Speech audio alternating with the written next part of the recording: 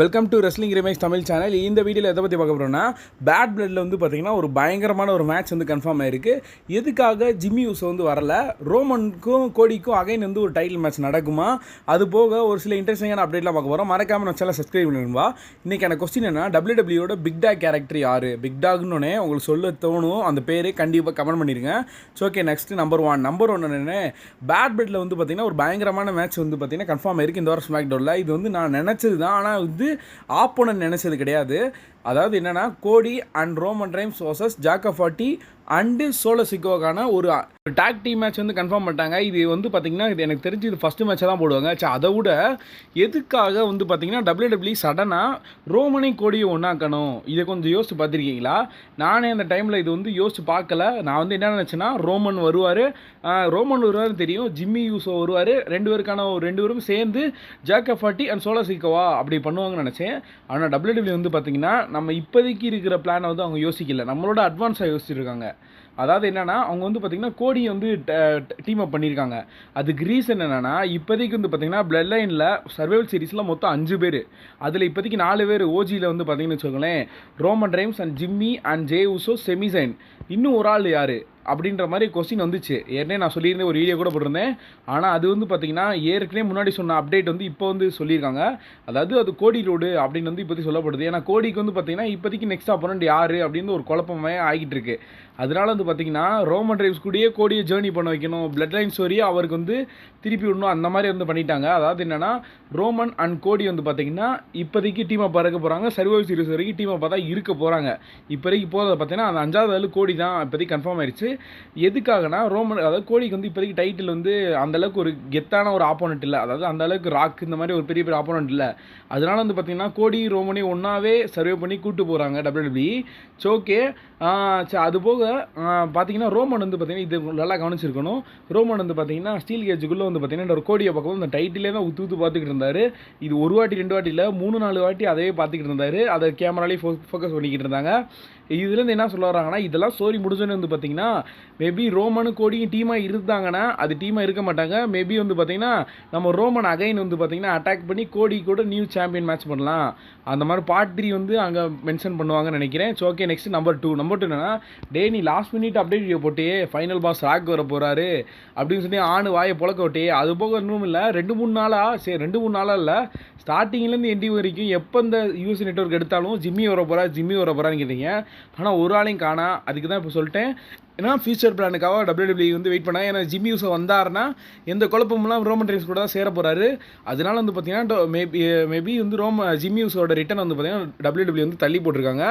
இப்போதைக்கு கோடி வச்சு ஃபீட் பண்ண போகிறாங்க. சரி ஓகே, நம்பர் 3 என்னன்னா, இட்ஸ் மை ப்ரெடிக்ஷன். இது வந்து பார்த்திங்கன்னா கொஞ்சம் யோசிச்சு மட்டும் பாருங்கள், இது மட்டும் போதும், மெத்ததுமே நீங்கள் கற்பனை மட்டும் பண்ணி பாருங்கள். அதாவது என்னென்னா, இப்போதைக்கு 5வது வந்து பார்த்திங்கன்னா கோடி ரூட் தான் சர்வைவல் சீரிஸ் வார் கேமில் மேட்ச் பண்ண போகிறாரு. இது வந்து ஒரு 50% கன்ஃபார்ம். நான் அஃபிஷியலாக சொல்லலை, சர்வைவல் சீரிஸ் வார் கேமில் கன்ஃபார்ம் மேட்ச் பண்ண போகிறாரு.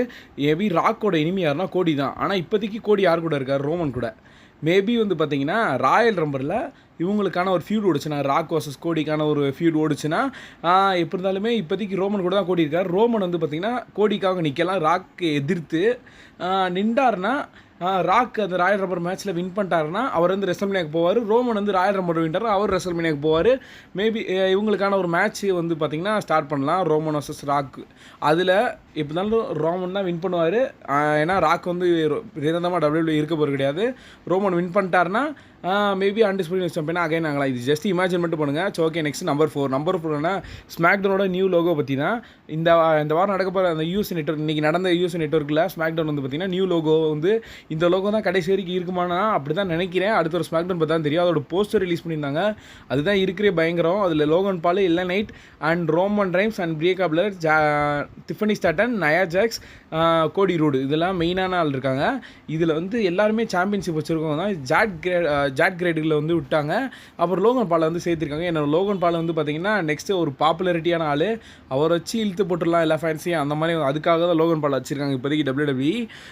சரி ஓகே, இதுக்கப்புறம் வந்து பார்த்திங்கன்னா நம்ம ரோமன் டைம்ஸ் வந்து பார்த்திங்கன்னா இதுக்கப்புறம் கான்ட்ராக்ட் சைனிங் ஒன்று நடக்க போது, அதில் வந்து இருக்க தான் போகிறாரு ரோமன் டைம்ஸ். ஓகே, எல்லோரும் கொஞ்சம் யோசிச்சு பார்த்துருக்கீங்க, ஏன் இந்த யூஎஸ் நெட்வொர்க்கில் எல்லா சூப்பர் ஸ்டாரையும் வளைச்சு உட்கார போட்டு ஏன் ஆடியன்ஸ் இழுத்து கொண்டு வந்திருக்காங்கன்னு எனக்கு ஒன்றும் புரியலை.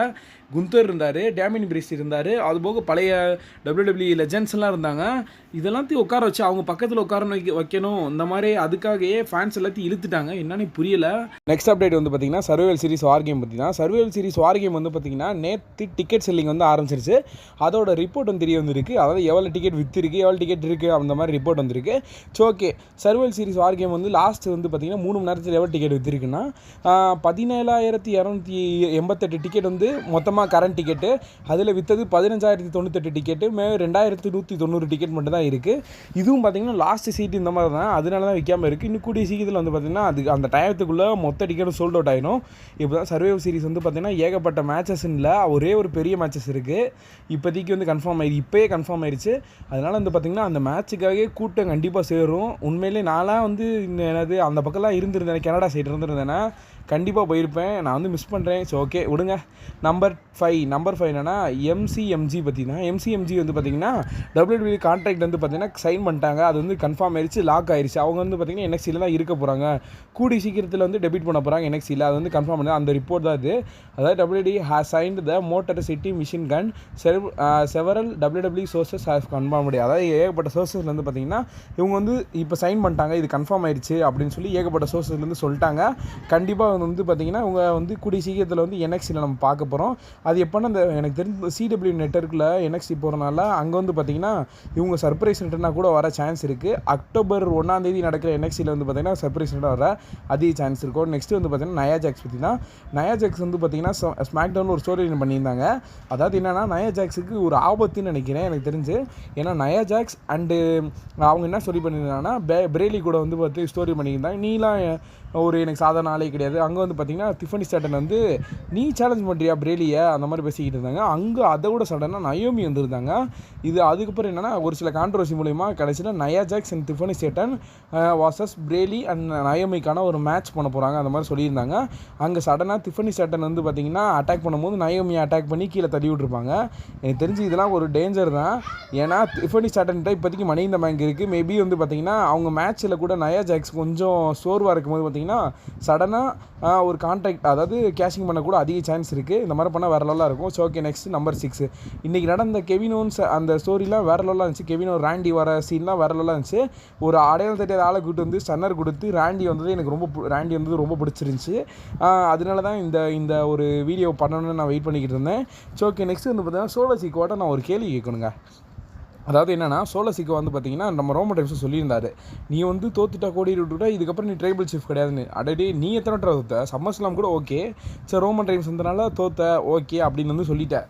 ஆனால் இப்போ ஸ்டீல் கேஜில் பார்த்தீங்கன்னா எந்த ஒரு டிஸ்டர்பும் இல்லாமல் கோடி வந்து பார்த்திங்கன்னா அசால்ட்டாக ஒன்று தோக்கடிச்சுதான். இதுக்கப்புறம் நீ என்ன பண்ண போகிற அந்த மாதிரி தான் எனக்கு கேட்க தோணுது. ஸோ ஓகே, ஐ ஹோப் இந்த வீடியோ பிடிச்சினா லைக் பண்ணி நம்ம சேனல் சப்ஸ்கிரைப் பண்ணுங்க. See you in my next video. Thank you for watching.